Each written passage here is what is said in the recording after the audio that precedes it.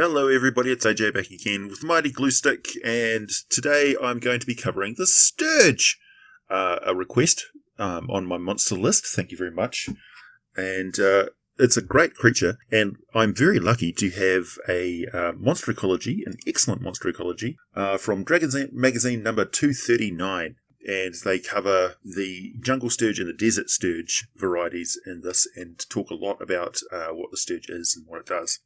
So, in the Monster Manual of 5th edition, you have the basic stats of the Sturge. And for simplicity, I'm going to say that basically all of the Sturges are the same stat-wise. So, we've got a tiny beast, unaligned, neutral, it's a predator. Unintelligence, got an intelligence of 2, wisdom of 8, and charisma of 6. Strength of 4, dexterity of 16, constitution of 11. That have got a natural armor class of 14. 2 hit points, 1d4, although you may want to increase this for the jungle sturge. They've got a speed of 10 feet on the ground, or can fly at 40 feet. Now that's I'm going to call this the default sturge, the flying sturge, or the migratory sturge. So these are the ones that you're going to find most commonly just flitting around. Senses are dark vision out to 60 feet, and passive perception of 9. And they have no language. They can't understand language, although they do speak in chirps amongst themselves. They've got a challenge rating of 1/8, or for 25 experience points. And their attack is a blood drain. It's +5 to hit, 5 foot reach, 1 creature. They hit and do 5 points of piercing damage, and the Sturge attaches to the target. While attached, the Sturge doesn't attack. Instead, at the start of each of the Sturge's turn, the target loses 5 hit points due to blood loss. So this is, you could say that it's five gulps of blood that the Sturge has taken in. The Sturge can detach itself by spending 5 feet of its movement, and it does so after it drains 10 hit points of blood from the target, or the target dies. So this is basically 2 rounds of blood drinking. A creature, including the target, can use its action to detach the Sturge. And in this case, it would be a strength check against the Sturge's -3 on the Sturge. However, this is overly simplistic, and I would say that it's also a little bit vague. Is the 5 feet of speed taken off its ground speed of 10, or its flight speed of 40? And exactly what is the details of detaching a creature which is impaled into your flesh? Does it do extra damage? In previous editions it does, and it's actually quite difficult to take a Sturge off, because they've got many legs. They've got 8. They've got at least 6 or 8 legs that I can see. Anyway, so that's Sturges for you. They're horrid. And okay, Sturges. I've got notes here. Taking DMG's advice to heart, I actually wrote a bit of a script, so we'll see how it goes. Sturges may be known as spearbeaks, bloodbirds, or devil birds, or demon bugs. In the various areas that they come from, they're quite often called something other than Sturge. But the holes that they leave in their victims are very distinctive, and once you've seen a Sturge attack, you instantly recognise their handiwork. After feeding and gorging themselves on blood, Sturges sleep to digest their blood feast. When they are in fact full of blood, they're lethargic and not very maneuverable. So it's quite easy to catch and kill Sturges which have gorged recently on blood. So they tend to go to ground, and they roost typically in caverns. Now the mobile Sturge that you see in the Monster Manual is a more migratory beast. It's a more generalized type of Sturge, and they will roost anywhere where they have opportunity. However, they have certain habits that they follow, which I'll cover in a minute. Sturges excrete in cave lairs. So when they roost, they digest and they excrete. The waste is a liquid that dries into caked layers of hard blood-red clay-like substance, which when broken up makes excellent fertilizer. And it's vital to their reproductive habits, as I'll discuss in a minute also. Sturge colonies communicate basic signals, such as food, danger, or mates are nearby, via movement and a series of chirps, much like bats. As soon as the target is bleeding, Sturges will tend to swarm on that target. They do not use group tactics and are not intelligent enough to override their instincts.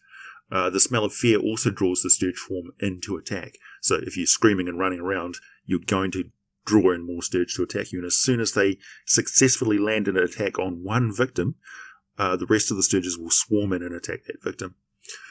It's interesting that although they're pretty good at latching onto things and plunging that proboscis into people, they can't do it against people who are wearing plate mail armor.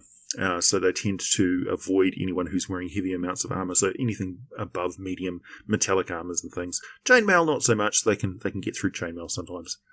But yeah, plate and splint armor and things like that is very difficult for a Sturge to get through. They can plunge through hide and leather armor fairly easily though. Sturges feed on herds of herbivores, but can't resist feeding on omnivores, particularly humanoids, humans and demi-humans. They really love feeding on humanoids. Our blood is highly nutritious to them and exactly what they need. So therefore they hunt humanoids in preference to herbivores. But they will go after cows, camels, goats, anything they can find in their environment. Only if half the pack of Sturges are slaughtered will there be a chance that the rest will break off and attack and retreat. Otherwise, they will come in.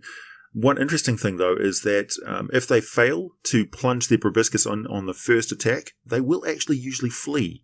They attack by surprise, and if they don't get that proboscis into you right at the start, they realise that they're vulnerable and will retreat. However, there's a large swarm of them, say 10 or 20 or so. They'll use the crowd to come back in for an attack if they can. They migrate. Once attached, they ignore everything short of a direct attack until they've drunk their fill of blood.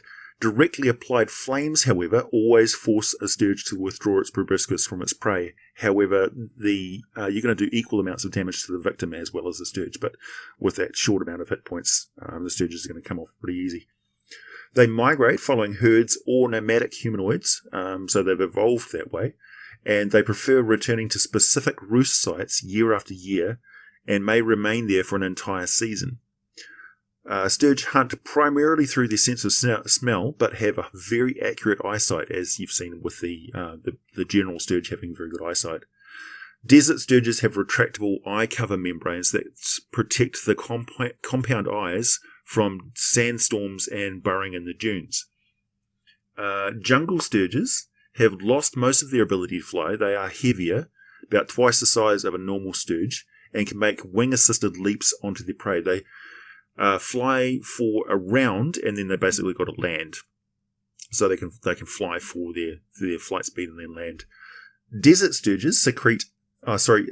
Sturges secrete a paralytic poison into the victim when they latch onto them. This is quite distinctive of them. The save DC is 10, and on a failed saving throw, the victim has disadvantage on all physical attacks and checks, plus their movement is halved as they begin to become paralyzed and numb. A further failed save while the Sturge is attached and pumping the victim with this toxin, or if another one is plunged in and starts injecting as well, and the victim is paralyzed for a full minute. But at the end of each of the victim's turns, they can attempt to save again and recover, but will have incurred one level of exhaustion until they can get a short rest in and recover from that nasty toxin. Luckily, however, they're immune to further paralytic Sturge toxin for the following 24 hours.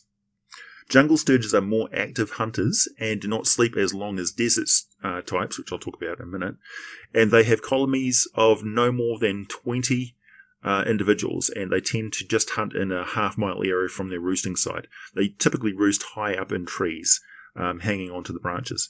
However, there are reports that only the females feed exclusively on blood, and the males can survive on fruit sap. The jungle Sturge has the most wickedly sharp proboscis, and they tend to gravitate towards ancient ruins, which has led some scholars to suggest that these may actually be the closest Sturges to the original war Sturges, which I'll talk about in a second. Desert Sturges can glide on their stubby wings and rely more on sight and hearing than their sense of smell. They're able to feel vibrations in the sand, kind of like sandworms, and they burrow close to the surface and retract their eye membranes so they can look and see encroaching prey.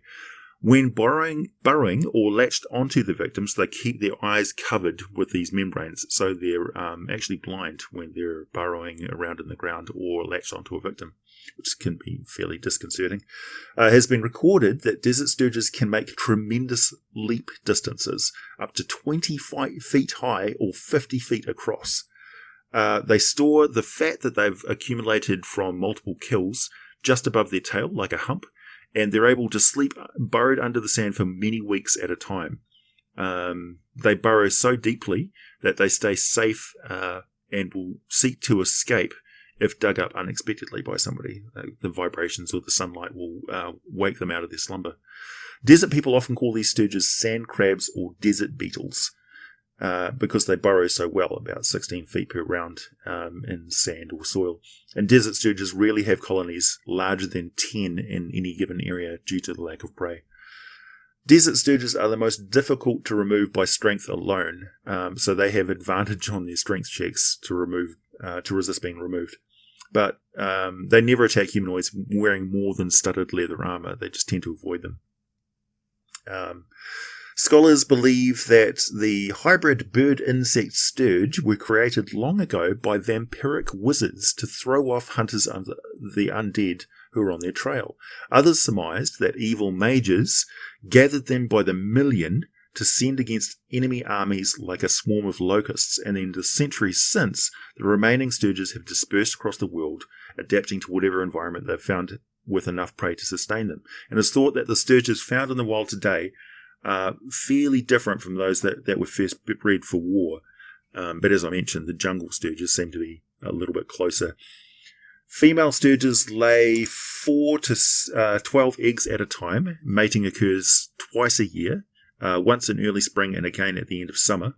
And the eggs are buried in the rich red guano on the cavern floor. They take about 3 months to hatch, but they are not tended to by the parents. They're abandoned. And only about 20% of the chicks survive to adulthood, feeding on the guano each other until they're strong enough to go out and hunt larger prey.